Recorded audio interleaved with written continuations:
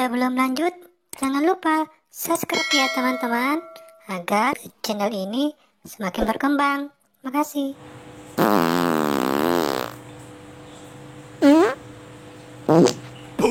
Ya, assalamualaikum warahmatullahi wabarakatuh, sahabat sehat. Ketemu lagi di channel Yin Indonesia serba-serbi tentang kesehatan. Pada video kali ini mungkin teman-teman sudah pada tahu hal apa yang akan kita bahas pada edisi ini. Tentu sudah terlihat di judul sebelum teman-teman mengklik video ini. Ya, pada kesempatan ini kita akan membahas tentang bintitan atau hordeolum. Biasanya di Indonesia, sebagian besar masyarakat menganggap bahwa bintitan itu selalu identik dengan mengintip atau kebiasaan mengintip. Oh no. Pada sebenarnya bukan, teman-teman. Bintitan itu disebabkan oleh beberapa hal, tapi umumnya disebabkan oleh bakteri yang bernama Staphylococcus. Dan ini sifatnya tidak menular. Bintitan atau hordeolum ini ditandai dengan gejala seperti benjolan pada kelopak mata yang disertai dengan tanda peradangan, seperti ada warna merah, ada nyeri, sering juga menimbulkan rasa gatal atau ada sedikit rasa mengganjal di bagian kelopak mata. Kenapa bintitan itu terjadi, teman-teman?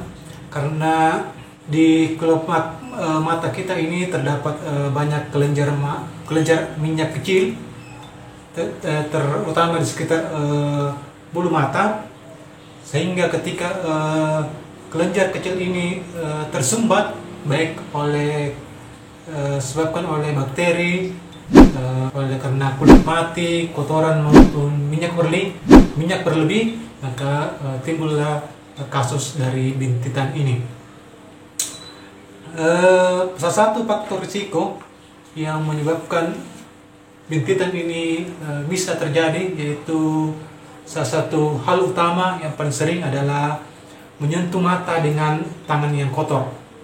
Itu paling sering, teman-teman.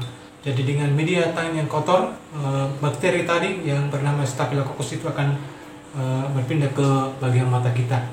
Yang kedua itu yang sering terjadi khususnya bagi kaum hawa atau perempuan, yaitu menggunakan kosmetik yang kadaluarsa.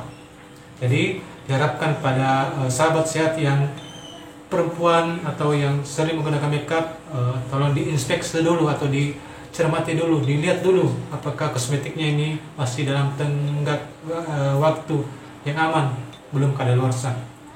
Selanjutnya itu faktor risiko yang sering menyebabkan hordeolum atau bintitan itu, yaitu kebiasaan tidak membersihkan bekas kosmetik sebelum tidur, khususnya pada bagian mata. Ini terjadi pada kasus-kasus acara-acara pesta pada malam hari, sudah kelelahan, langsung tidur, tidak dibersihkan bagian kosmetik bagian muka, khususnya di bagian mata, sehingga terjadi penyempatan. Hal-hal lain yang sering terjadi juga, yaitu memakai lensa kontak yang tidak steril dan terjadi peradangan pada ujung kelopak mata, dalam bahasa medisnya disebut dengan blefaritis.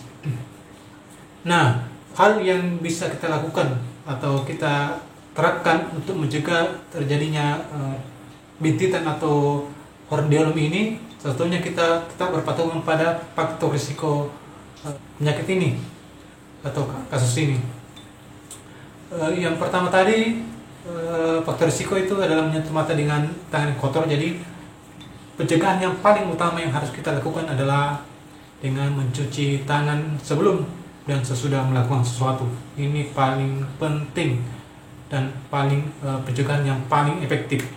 Jadi sebelum Anda melakukan dan habis melakukan sesuatu, lakukan cuci tangan 6 langkah yang benar dengan menggunakan air dan sabun. Khusus buat anak-anak kita yang sering bermain tanah, sering bermain di luar rumah, lalu biasakan untuk mencuci tangan sesudah bermain.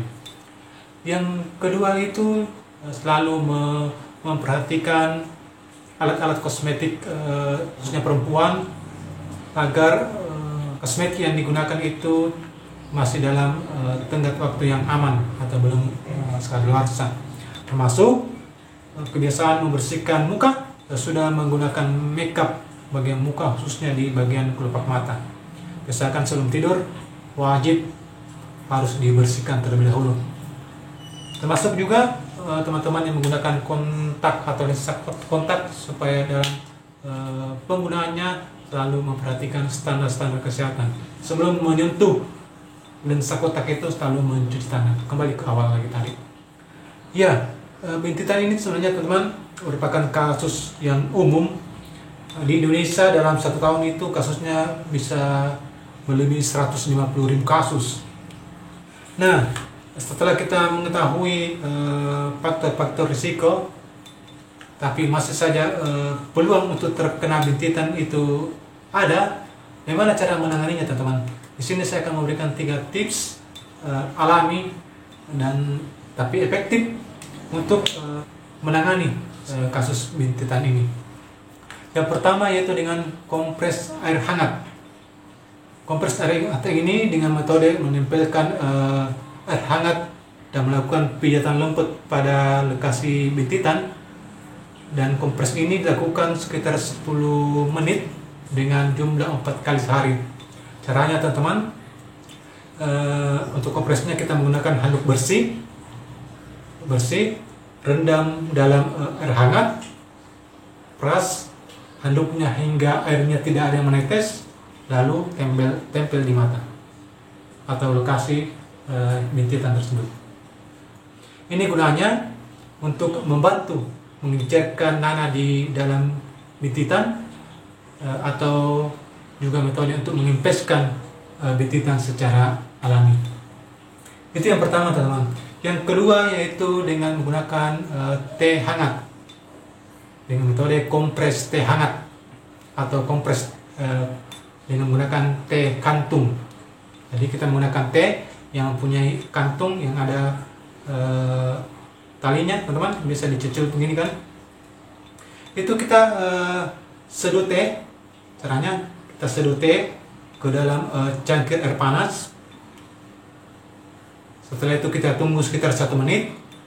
Angkat tehnya keluar dari cangkir, diamkan hingga kantung tehnya ini tidak terlalu panas. Lalu tempelkan pada bagian mata yang mengalami bintitan sekitar 5-10 menit. Jika bintitan ini terjadi pada 2 mata, harus menggunakan 2 kantong teh. Jadi, kalau sudah digunakan di bagian kanan, buang, kita ambil kantong teh yang baru, lakukan proses yang sama seperti yang tadi, kita tempel ke bagian kiri. Itu cara kedua, teman-teman. Cara yang ketiga yaitu dengan selalu melakukan pembersihan pada bagian mata dengan menggunakan air dan sabun yang tidak pedih di mata. Saya sarankan di sini teman-teman bisa menggunakan sampo bayi. Kita lakukan pembersihan pada bagian luar kelopak mata, hindari terkena bagian dalam agar tidak pedih, teman-teman. Bagaimana? Simpulkan, itu tadi teman-teman 3 penanganan alami untuk mengobati atau mengatasi kasus bintitan atau hardeolum ini. Semoga bermanfaat. Silakan di-share jika dirasa video ini bermanfaat. Terima kasih. Assalamualaikum warahmatullahi wabarakatuh.